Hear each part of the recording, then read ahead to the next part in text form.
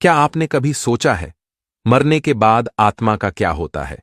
क्या हर कोई स्वर्ग जाता है या कुछ लोगों को भयानक नरक की यातनाएं झेलनी पड़ती हैं?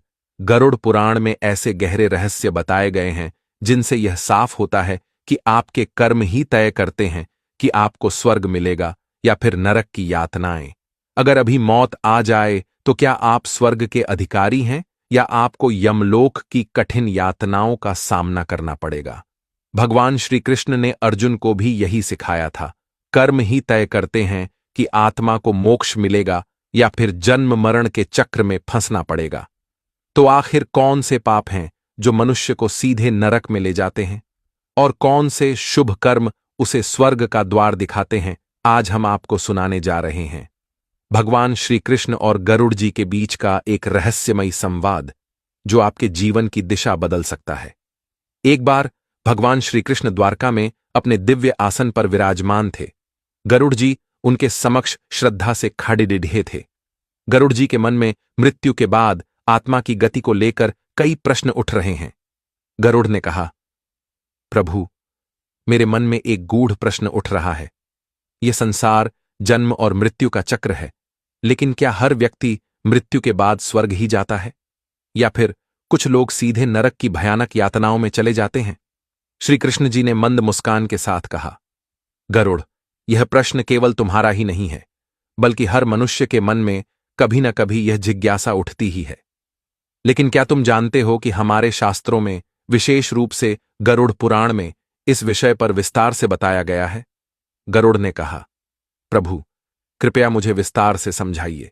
कौन से कर्म मनुष्य को स्वर्ग का सुख दिलाते हैं और कौन से उसे नरक की भयानक अग्नि में झोंक देते हैं?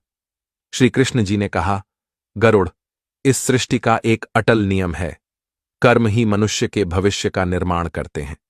महाभारत में मैंने अर्जुन को भी यही उपदेश दिया था कि हर व्यक्ति अपने कर्मों के अनुसार अगले जीवन को प्राप्त करता है।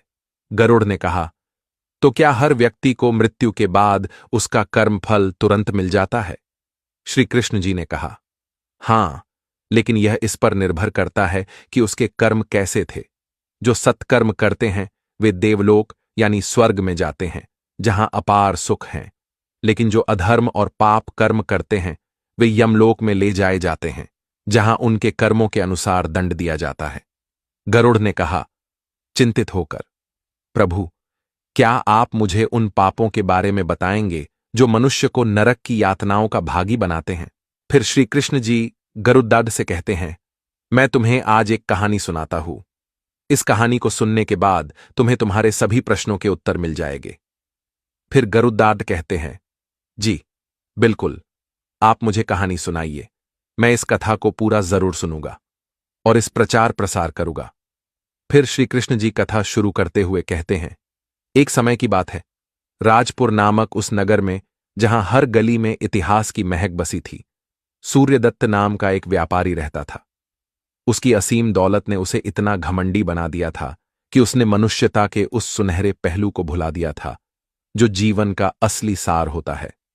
उसे ऐसा लगने लगा था कि पैसा ही सब कुछ है, शक्ति, सम्मान और अधिकार का प्रतीक। और इसी भ्रम में उसने अपने माता पिता और गुरु जैसे जीवन के अनमोल आदर्शों का अपमान करना शुरू कर दिया। दोपहर के सुनसान समय में उसके भव्य महल के एक कोने में उदासी की गहराइयां छा रही थीं। एक ऐसा दिन था जब सूर्यदत्त के वृद्ध पिता, जिनके बाल सफेद हो चुके थे और आंखों में अनुभवों की चमक मध्यम सी रह गई थी, अपने बेटे के पास आए। उनके चेहरे पर जीवन भर के संघर्षों और स्नेह की झलक थी, साथ ही एक नर्म, आहिस्ता सी उम्मीद भी कि शायद आज उनका बेटा अपनी पुरानी आदतों से ऊपर उठकर उनसे थोड़ा समय बांटेगा। पिता धीमी, दर्द भरी आवाज में बोले, बेटा, थोड़ा समय हमारे साथ भी बिताया करो, हमें तुम्हारी जरूरत है। उनके शब्दों में एक गहरी पीड़ा और टूटते सपनों की मध्यम चीख छुपी थी। ऐसा लग रहा था जैसे हर अक्षर में उनका सारा जीवन समाया हो, जो अब धीरे धीरे समाप्त हो रहा था। लेकिन सूर्यदत्त का दिल ठंडे अहंकार से भर चुका था। सूर्यदत्त अहंकार भरी तीखी हंसी के साथ बोला, बुढ़ापे में सबको अकेला रहना ही पड़ता है पिताजी। मेरे पास तुम्हारे लिए समय नहीं है, और वैसे भी पुराने जमाने की बातें अब कोई नहीं सुनता। उसके शब्दों की कठोरता ऐसे फैल गई जैसे सर्द हवाओं में चुभते कांटे जो वृद्ध पिता के दिल की नाजुक परतों को चीर गए। उस पल में सूर्यदत्त ने अपनी मानवीय संवेदनाओं को पूरी तरह त्याग दिया था, जैसे कोई अनमोल रत्न हो जिसे उसने फेंक दिया हो। इसके बाद उसने अपने माता पिता को बिना किसी दया के अपने विशाल महल के सबसे अंधेरे और कोने वाले छोटे कमरे में भेज दिया, जहां न रोशनी की किरण पहुंच पाती थी और न ही गर्माहट। उस कमरे की दीवारों पर समय के निशान साफ दिखाई देते थे, मानो यह सबूत हो कि यहां भी कभी जीवन की खुशियां बसती थीं। नौकरों ने भी इस आदेश को सिर झुकाकर मान लिया, क्योंकि उनके लिए यह केवल एक और काम था, जबकि वृद्ध पिता की आंखों में गहरी उदासी और अकेलेपन का सागर उमड़ रहा था। इसके कुछ दिनों के बाद एक ऐसी घटना घटी जिसको जानने के बाद आपकी भी आंखों से आंसू आ जाएंगे। एक दिन जब सूर्यदत्त अपने व्यापारिक मामलों में व्यस्त था, उसके पिता की तबीयत बहुत बिगड़ गई। उनका स्वास्थ्य इतनी तेजी से गिरा कि वह बिस्तर से उठ भी नहीं पा रहे थे। मां ने अपने बेटे को बार बार पुकारा, बेटा, पिताजी की हालत बिगड़ रही है, कृपया आकर उनका ध्यान दो। लेकिन सूर्यदत्त को अपनी जिंदगी के संघर्षों में इतना उलझा हुआ था कि उसने इन आवाजों को अनसुना कर दिया। उसे यह लग रहा था कि उसके पास समय नहीं है, क्योंकि उसकी जिंदगी की दौलत ही सबसे बड़ा उद्देश्य थी। वह ना तो माता पिता के प्रति अपने कर्तव्यों को समझ पा रहा था और ना ही उन्हें अपनी जिंदगी का हिस्सा बना पा रहा था। कुछ दिन बाद सूर्यदत्त के पिता की मृत्यु हो गई। जैसे ही उसे यह खबर मिली, वह अपने व्यापारिक विचारों में उलझा हुआ था। फिर उसने अपने घर की तरफ रुख किया। घर पहुंचते ही उसने मां से पूछा, क्या हुआ, पिताजी की तबीयत कैसी थी? मां ने गहरे दुख और शोक के साथ कहा, तुम्हारे पिता का शरीर अब साथ नहीं रहा, उनका स्वास्थ्य बिगड़ते बिगड़ते चल बसा। यह सुनकर सूर्यदत्त के भीतर कोई खास बदलाव नहीं आया, उसकी भावनाएं नहीं जागी, बस उसने एक शोक भरी आवाज में कहा, यह सब उनके अपने कर्मों का फल था। वह यह कहकर अपनी जिम्मेदारी से बचने की कोशिश करता है। मुझे क्या करना था? मैंने तो अपना काम किया, उनका क्या कर्तव्य था? अगर वह समय पर ध्यान रखते तो शायद यह स्थिति नहीं होती। सूर्यदत्त ने अपनी सोच को सही ठहराते हुए कहा, लेकिन वह यह भूल गया था कि यही उसकी सबसे बड़ी गलती थी। उसने अपनी व्यस्तताओं में अपने माता पिता को वह सम्मान और प्यार नहीं दिया जिसके वे हकदार थे। उसने यह समझने की कोशिश ही नहीं की कि उनके जीवन में वह एकमात्र सहारा थे और उनकी हर छोटी बड़ी आवश्यकता को अनदेखा करना उनके लिए कितनी बड़ी वेदना थी। वह खुद को अपनी गलती से मुक्त करने के लिए अपनी जिम्मेदारी पर उंगली नहीं उठा सकता था। वह हमेशा यही कहता था कि उसके पिता का निधन उनके कर्मों का फल था, जबकि असल में यह उसकी अपनी लापरवाही थी, जो किसी कारण से एक और गहरी गलतफहमी बन गई थी। उसकी यह सोच और भी ज्यादा दुखद हो गई, क्योंकि उसने फिर से अपने माता पिता का अपमान किया। फिर एक रात जब वह गहरी नींद में सो रहा था, उसे एक अजीब और डरावना सपना आया। सपने में एक घना अंधेरा छाया हुआ था और अचानक एक डरावना यमदूत उसके सामने प्रकट हुआ। यमदूत का चेहरा गंभीर था और उसकी आंखों में गहरी जलन और क्रोध की लहरें थीं। उसकी आवाज इतनी भारी थी कि मानो हर शब्द एक गहरे धमाके के साथ सुनाई दे रहा था। यमदूत गुस्से में धमकाते हुए बोले, सूर्यदत्त, सुनो, तुमने अपने माता पिता का अपमान किया है, उन्हें अकेला छोड़ दिया है।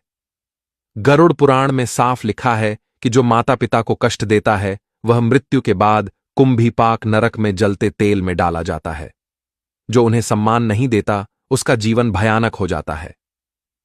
तुमने उनके आशीर्वाद को ठुकराया है और अब तुम्हारे कर्म तुम्हारी सजा बनेंगे।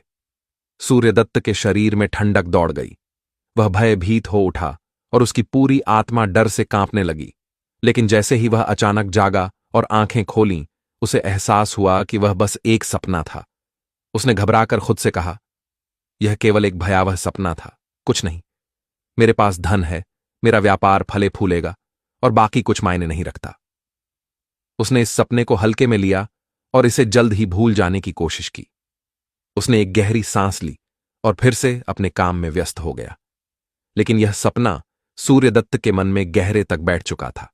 फिर भी उसने इसे पूरी तरह से नकारते हुए अपने पापों को जारी रखा। सूर्यदत्त का व्यापार अब और भी बढ़ चुका था, लेकिन इस बढ़ते धन और ताकत के साथ उसकी सच्चाई कहीं खो चुकी थी। वह अब न सिर्फ अपने व्यापार में पारदर्शिता खो चुका था, बल्कि दूसरों को धोखा देने में भी माहिर हो गया था। उसके दिल में सिर्फ एक बात बैठी हुई थी, कैसे भी करके पैसे कमाओ, चाहे किसी का हक छीनकर।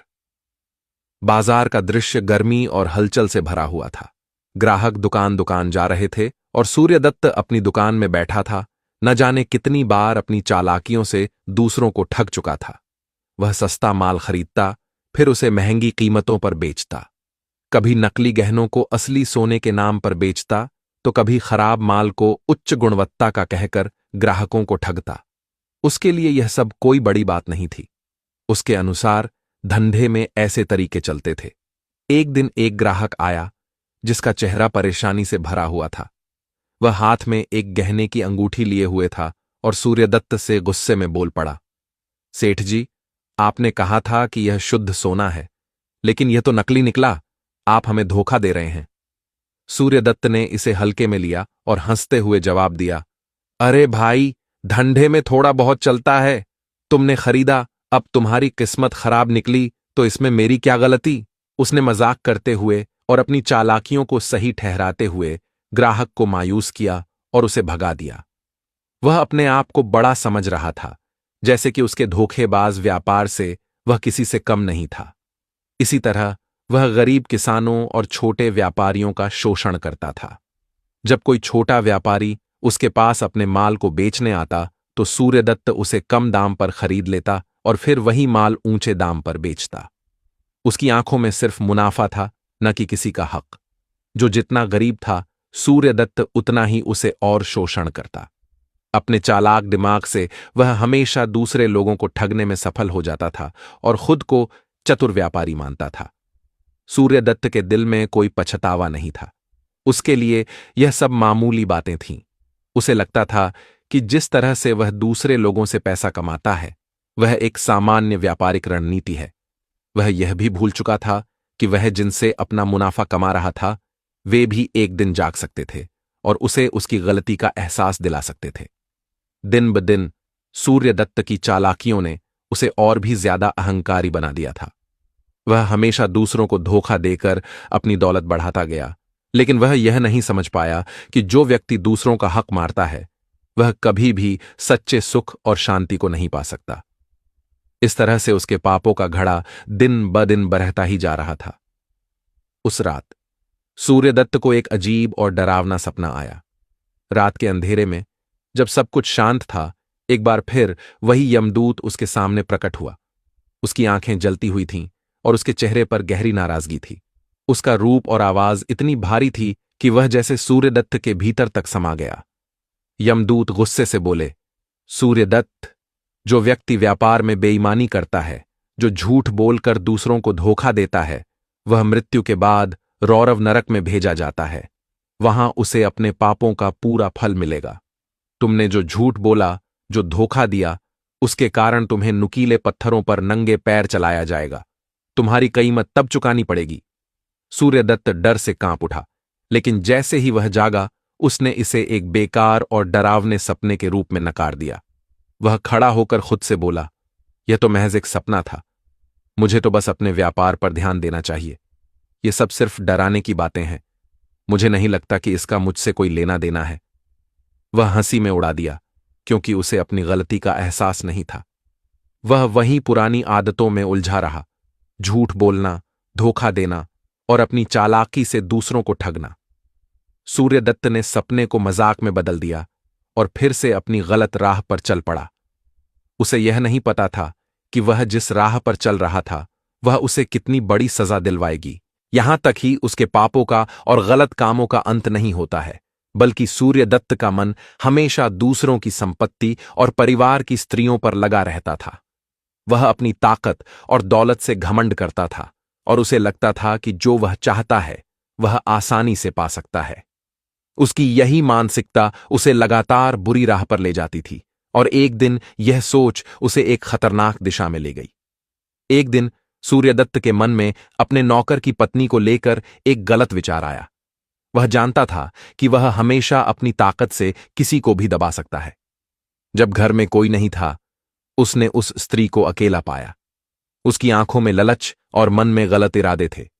वह बिना किसी संकोच के उसके पास गया और उससे दुर्व्यवहार करने की कोशिश की।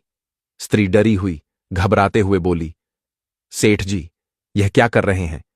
मैं एक विवाहित स्त्री हूं, कृपया मुझे जाने दें। सूर्यदत्त हंसते हुए अपनी शक्ति और घमंड में डूबा बोला, डरने की जरूरत नहीं है, जो मैं चाहता हूं वह मुझे मिल जाता है, तुम कुछ नहीं कर सकती। लेकिन तभी उसी समय नौकर घर में आया और उसने देखा कि क्या हो रहा है। उसकी आंखों में गुस्सा और घृणा थी और उसने तुरंत अपनी पत्नी को सूर्यदत्त के पकड़ से छुड़ा लिया। वह स्त्री बहुत डर और शर्मिंदगी से बाहर निकली और नौकर के साथ सुरक्षित जगह पर चली गई। सूर्यदत्त ने इस घटना को भी अपनी आदत के मुताबिक नजरअंदाज कर दिया। उसे कोई अफसोस या पछतावा नहीं हुआ, बल्कि वह खुद को बड़ा और शक्तिशाली समझता रहा। उसे यह भी नहीं एहसास हुआ कि वह किस रास्ते पर चल रहा है और उसकी इन गलतियों के कारण उसकी किस्मत धीरे धीरे अंधकारमय हो रही थी। वह रात सूर्यदत्त के लिए एक और डरावनी रात साबित हुई। उसे वही यमदूत फिर से दिखा। अब उसका चेहरा और भी ज्यादा गुस्से में था। उसकी आंखें क्रोध से भरी हुई थीं। उसकी आवाज इतनी जोर से गूंज रही थी कि सूर्यदत्त के अंदर तक कांपे। यमदूत आक्रोश में गुस्से से बोला, सूर्यदत्त, जो दूसरों की स्त्रियों पर बुरी दृष्टि डालता है, जो किसी की इज्जत से खेलता है, वह मृत्यु के बाद महाविचि नरक में भेजा जाता है, जहां उसे जलती हुई आग में झोंक दिया जाएगा और वहां वह दर्द और पीड़ा से तड़पते हुए अपने पापों का भुगतान करेगा। सूर्यदत्त ने फिर से इस चेतावनी को नजरअंदाज किया। वह समझ नहीं पाया कि उसकी गलतियां कितनी बड़ी हैं। जब वह जागा तो उसने इसे बस एक और डरावना सपना मान लिया और फिर से अपने पापी कामों में उलझा रहा। उसे अपनी शक्ति और दौलत पर इतना घमंड था कि वह यह भूल चुका था कि हर कर्म का फल होता है।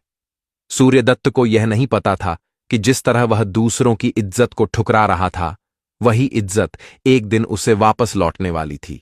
और यह सपना, यह चेतावनी उसकी किस्मत का पहला इशारा था। इसके कुछ दिनों के बाद एक दिन, जब सूर्यदत्त अपने महल में आराम से बैठा था, एक भूखा साधु उसके दरवाजे पर आ खड़ा हुआ। उसकी हड्डियां चटक रही थीं, चेहरा मुरझाया हुआ था और उसके कपड़े पुराने, फटे हुए थे। वह साधु सूरज की तपती धूप में भी अपनी थकी हुई आंखों से सूर्यदत्त की ओर देख रहा था। साधु विनम्रता से बोला, सेठ जी, मैं कई दिनों से भूखा हूं, कृपया मुझे कुछ दान दें। सूर्यदत्त का चेहरा गुस्से से कुपित हो गया। उसने साधु की ओर देखा, फिर अपने महलों के अंदर झांकते हुए जवाब दिया, मुफ्तखोरों के लिए मेरे पास कुछ नहीं है, जाओ यहां से, मुझे तुम्हारी मदद करने की कोई जरूरत नहीं है। उसकी आवाज में घमंड और बेरुखी थी, जैसे वह साधु को एक वस्तु से भी कम समझ रहा हो। वह खुद महलों में सोता, रत्नों से सजे बर्तनों में शाही भोजन करता, लेकिन किसी भूखे को एक रोटी देने में उसे संकोच होता। उसकी आंखों में केवल धन और सामर्थ्य की चमक थी, लेकिन उसमें किसी की पीड़ा और दुख को समझने का समय नहीं था। सूर्यदत्त उस रात फिर से सोने के लिए लेट गया, लेकिन उस रात एक भयावह सपना देखा। अचानक उसकी आंखों के सामने वही यमदूत प्रकट हुआ और उसकी आवाज से सारी दुनिया थरथराने लगी। यमदूत जोर से चिल्लाया, सूर्यदत्त, दान न करने वाले को कृमिभोजन नरक में भेजा जाता है, जहां उसके शरीर को कीड़ों से भर दिया जाता है। वहां वह तड़पता रहेगा और उसके पापों की सजा उसे हर एक क्षण में मिलेगी। सूर्यदत्त ने यह सपना भी हल्के में लिया। उसे लगा कि यह बस एक और डराने वाली बात है, जो किसी ने उसे डराने के लिए बनाई होगी। सुबह होते ही उसने इस चेतावनी को नजरअंदाज कर दिया और अपने पापों में लिप्त हो गया। उसे क्या फर्क पड़ता था? उसे तो अपनी ताकत, दौलत और महल की भव्यता में ही सब कुछ नजर आता था। सूर्यदत्त के मन में अपने धन और शक्ति का इतना अहंकार था कि वह यह मानने लगा था कि वह सब कुछ कर सकता है। नगर के हर व्यक्ति को वह अपनी उंगली पर नचाता था और हर निर्णय में अपनी ताकत का प्रदर्शन करता था। वह किसी को भी नजरअंदाज करता और जब चाहे दूसरों को डराने धमकाने के लिए अपनी शक्ति का इस्तेमाल करता था। एक दिन सूर्यदत्त ने एक निर्दोष किसान से उसकी जमीन छीन ली। किसान अपने छोटे से खेत में कठिनाई से काम करके थोड़ा बहुत कमा पाता था, लेकिन सूर्यदत्त को यह जरा भी अहम नहीं था। उसने किसान को बिना किसी कारण के अपनी जमीन से बेदखल कर दिया। किसान कांपते हुए, डरते हुए बोला, सेठ जी, यह जमीन मेरे पुश्तैनी है, कृपया इसे मुझे रहने दें। मेरे बच्चों का पेट इसी से चलता है। सूर्यदत्त हंसते हुए बोला, तुम जैसे गरीबों के लिए मैं कुछ नहीं कर सकता। मैं जो चाहता हूं वही होगा। तुम्हारी जमीन अब मेरी है। सूर्यदत्त के चेहरे पर घमंड और अहंकार था, जैसे वह पूरी दुनिया को अपनी मुट्ठी में दबा सकता था। वह किसान को वहां से बेदखल कर देता और फिर उसे तिरस्कारपूर्ण निगाहों से देखता, जैसे उसकी कोई अहमियत ही नहीं हो। वह खुद को भगवान से भी बड़ा समझता था और उसे लगता था कि उसके सामने कोई खड़ा नहीं हो सकता। रात का सपना सूर्यदत्त उस रात फिर से सोने के लिए लेटा, लेकिन उसे एक और खतरनाक सपना आया। इस बार यमदूत और भी भयंकर रूप में उसके सामने खड़ा हुआ। उसकी आंखों में गुस्सा और क्रोध था, और उसकी आवाज सुनते ही सूर्यदत्त का कलेजा कांप उठा। यमदूत गर्जना करते हुए बोला, सूर्यदत्त, जो अहंकार में डूबा रहता है और अधर्म का साथ देता है, वह तमिस्र नरक में भेजा जाता है, जहां घोर अंधकार और पीड़ा होती है।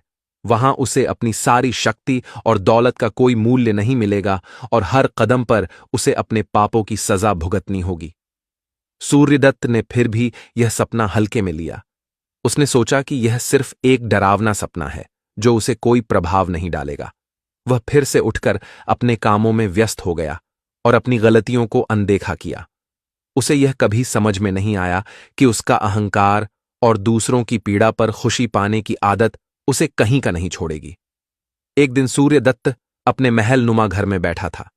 चारों ओर सोने चांदी की चमक थी। महल की दीवारें और फर्नीचर इस कदर भव्य थे कि उनका देखकर किसी का मन भी मचल उठे। लेकिन सूर्यदत्त के दिल में अजीब सी बेचैनी थी। कुछ दिनों से उसे लगातार डरावने सपने आ रहे थे, जिनमें उसे अंधेरे और तिमिर में डूबते हुए अपनी खोई हुई शक्ति का एहसास हो रहा था। लेकिन उसने कभी उन सपनों को गंभीरता से नहीं लिया।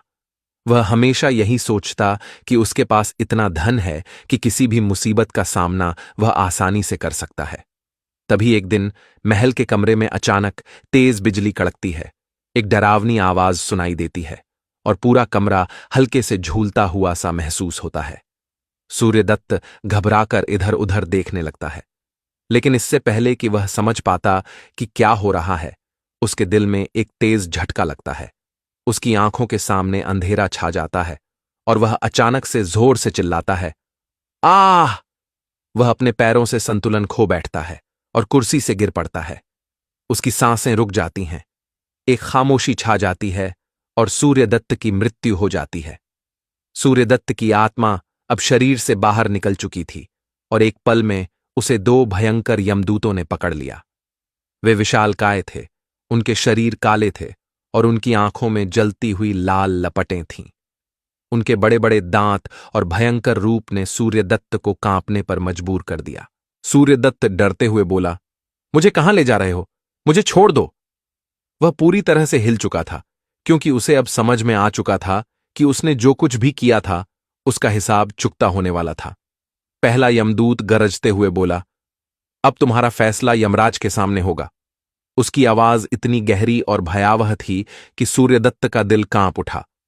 यमदूत सूर्यदत्त को खींचते हुए यमराज के दरबार में ले गए। वहां एक विशाल सिंहासन रखा था और उस सिंहासन के सामने एक बड़ी किताब रखी हुई थी, कर्मों का लेखा जोखा, जिसमें हर व्यक्ति के पाप और पुण्य का विवरण था। यमराज अपने सिंहासन पर गंभीर मुद्रा में बैठे थे और उनका रूप इतना भयावह था कि सूर्यदत्त का दिल धड़कते धड़कते रुकने सा हो गया। यमराज ने अपनी गहरी आवाज में कहा, सूर्यदत्त, क्या तुम्हें सच में यह लगता था कि तुम्हारे पापों का कोई हिसाब नहीं रखा जा रहा था? यह चित्रगुप्त का ग्रंथ है। यहां हर कर्म का लेखा जोखा दर्ज किया गया है। चित्रगुप्त ने धीरे धीरे वह किताब खोली और उसमें सूर्यदत्त का नाम पढ़ते हुए उसने कहना शुरू किया, व्यापारी सूर्यदत्त, तुमने माता पिता और गुरु का अपमान किया था।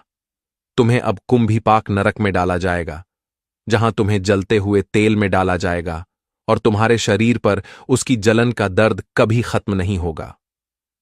सूर्यदत्त के चेहरे पर घबराहट और डर साफ झलक रहा था, लेकिन चित्रगुप्त अपनी आवाज में कोई राहत नहीं दे रहा था। तुमने धोखा और झूठ से धन कमाया, इसलिए तुम रौरव नरक में भेजे जाओगे, जहां तुम्हें नुकीले पत्थरों पर नंगे पैर चलाया जाएगा और तुम्हारे शरीर में हर कदम के साथ दर्द बढ़ता जाएगा। सूर्यदत्त ने कांपते हुए यमराज की ओर देखा, लेकिन यमराज ने कोई शब्द नहीं कहा, बस गहरी शांति से सब कुछ सुनते रहे। तुमने दूसरों की स्त्रियों पर बुरी दृष्टि डाली, चित्रगुप्त ने पढ़ते हुए कहा, और तुम्हारा अपराध इतना बड़ा है कि तुम महाविच नरक में भेजे जाओगे, जहां तुम्हें जलती हुई आग में डालकर जलाया जाएगा और तुम पूरी तरह से जलकर राख हो जाओगे, जैसे तुमने दूसरों की गरिमा को जलाया था। अब सूर्यदत्त का दिल बहुत तेजी से धड़कने लगा। उसकी आंखों में पछतावे के आंसू थे, लेकिन अब कुछ भी बदलने वाला नहीं था।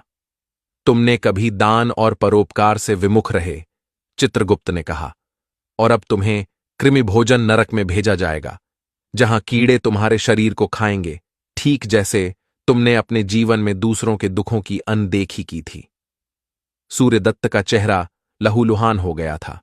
उसकी आत्मा में गहरी सजा का भय था। तुमने अपने अहंकार और अधर्म को बढ़ावा दिया, चित्रगुप्त ने अंतिम बार कहा, और तुम्हें अब तमिस्र नरक में भेजा जाएगा, जहां घोर अंधकार और पीड़ा तुम्हारा पीछा करेगी।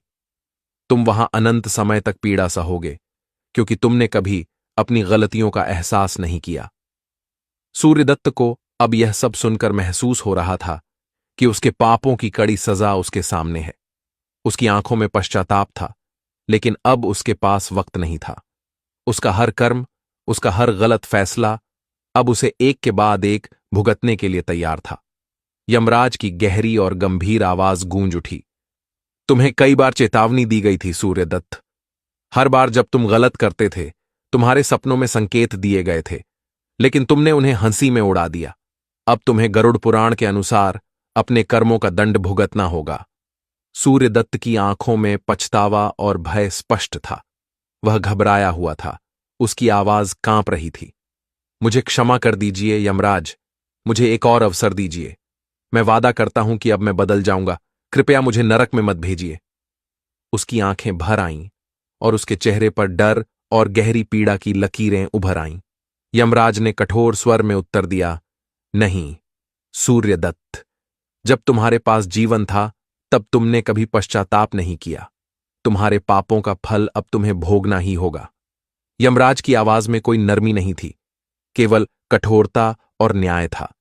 सूर्यदत्त और भी अधिक गिड़गिड़ाया, कृपया यमराज, मुझे एक और मौका दीजिए, मैं सब कुछ ठीक कर दूंगा। लेकिन यमराज की आंखों में कोई दया नहीं थी। उन्होंने सिर हिलाकर कहा, अब बहुत देर हो चुकी है, तुम्हारे कर्म तुम्हारे साथ हैं। यमदूत सूर्यदत्त को पकड़कर घसीटते हुए नरक की ओर ले गए। सूर्यदत्त के रोने की आवाजें गहरी और भयंकर हो उठीं। कृष्ण जी अपनी कहानी समाप्त करते हैं, तब गरुड़ जी ने प्रभु से श्रद्धापूर्वक पूछा, प्रभु, यह संसार मोह और माया से भरा हुआ है। मनुष्य जाने अनजाने में बहुत से पाप कर बैठता है। कृपया बताइए, कौन से कर्म पाप माने जाते हैं और उनके क्या परिणाम होते हैं? श्री कृष्ण ने गंभीर स्वर में कहा, गरुड़, जो आत्मा गलत रास्ते पर चलती है उसे जन्म जन्मांतर तक दुख भोगना पड़ता है। गरुड़ पुराण में 5 मुख्य पाप बताए गए हैं जो मनुष्य को नरक में भेजते हैं। उन्होंने सबसे पहले कहा, माता पिता, गुरु और वृद्ध जनों का अपमान करने वाला व्यक्ति अपनी आयु, सुख और शांति खो देता है। मृत्यु के बाद उसे कुंभीपाक नरक में डाल दिया जाता है, जहां उसे जलते हुए तेल में यातना दी जाती है। फिर उन्होंने कहा, जो व्यक्ति झूठ, बेईमानी और धोखे से धन कमाता है वह जीवन भर दुखों में डूबा रहता है। मृत्यु के बाद ऐसा व्यक्ति रौरव नरक में भेजा जाता है, जहां उसे नुकीले पत्थरों पर चलने की सजा मिलती है। श्री कृष्ण ने आगे कहा, दूसरों की स्त्रियों और धन पर बुरी नजर डालने वाला व्यक्ति पाप के गहरे गर्त में गिरता है। मृत्यु के बाद उसे महाविचि नरक में भेजा जाता है, जहां उसे जलती हुई आग में जलाया जाता है। वे बोले, जो व्यक्ति दान और परोपकार से दूर रहता है, अगले जन्मों में उसे भीख मांगनी पड़ती है। मृत्यु के बाद उसे कृमि भोजन नरक में भेजा जाता है, जहां कीड़े उसके शरीर को खाते हैं। अंत में श्री कृष्ण ने कहा, जो अहंकार और अधर्म का समर्थन करता है वह सबसे बड़ा पाप करता है। ऐसा व्यक्ति तमिस्र नरक में भेजा जाता है, जहां घोर अंधकार और पीड़ा होती है। उन्होंने स्पष्ट किया कि ये पाप मनुष्य के जीवन में कष्ट लाते हैं और मृत्यु के बाद भी उनकी सजा मिलती है। गरुड़ जी ने गंभीर स्वर में पूछा, प्रभु, यदि कोई व्यक्ति भूलवश पाप कर चुका हो तो क्या वह उनसे मुक्त हो सकता है? श्री कृष्ण मुस्कुराते हुए बोले, हां गरुड़, हर आत्मा को सुधार का अवसर मिलता है। गरुड़ पुराण में 3 प्रमुख मार्ग बताए गए हैं जो पाप से मुक्ति दिलाते हैं। उन्होंने कहा, पहला मार्ग है सत्य और धर्म का पालन। जो व्यक्ति सच्चाई और धर्म पर चलता है उसके पाप स्वतः नष्ट हो जाते हैं। दूसरा मार्ग है पश्चाताप और प्रायश्चित। यदि कोई पाप करता है तो उसे गो सेवा, अन्नदान, जलदान और तीर्थयात्रा से पापों का प्रायश्चित करना चाहिए। तीसरा मार्ग है भगवान का स्मरण और भक्ति। जो व्यक्ति प्रतिदिन भगवान का स्मरण करता है और दूसरों की भलाई में लगा रहता है, उसके पाप समाप्त हो जाते हैं। श्री कृष्ण ने कहा, जो इन 3 मार्गों पर चलेगा वह इस जीवन में सुखी रहेगा और मृत्यु के बाद स्वर्ग और मोक्ष प्राप्त करेगा। तो दोस्तों, इस तरह से श्री कृष्ण जी ने गरुड़ जी को समझाया कि किस प्रकार के कर्मों से नरक की प्राप्ति होती है और पापों से मुक्ति पाने के रास्ते क्या हैं। यदि आपको यह वीडियो अच्छा लगा हो तो कृपया कमेंट में जय श्री कृष्ण जरूर लिखें और चैनल को सब्सक्राइब करें ताकि आप हमारी और भी ज्ञानवर्धक वीडियोस देख सकें। धन्यवाद। जय श्री कृष्ण।